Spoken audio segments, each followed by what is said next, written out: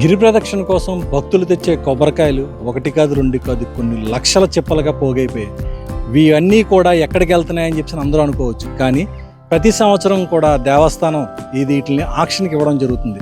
ఒక్కొక్క సంవత్సరం ఒక్కొక్కరు పాడుకునేటట్టుగా ఉంటుంది. కిందటి సంవత్సరం విశాఖకు చెందిన వ్యక్తి వేలంపాటలో పాడుకోక ఈసారి అన్నవరానికి చెందిన వ్యక్తి, అన్నవరం ప్రాంతానికి చెందిన వ్యక్తి దీన్ని వేలంపాట పాడుకున్నారు.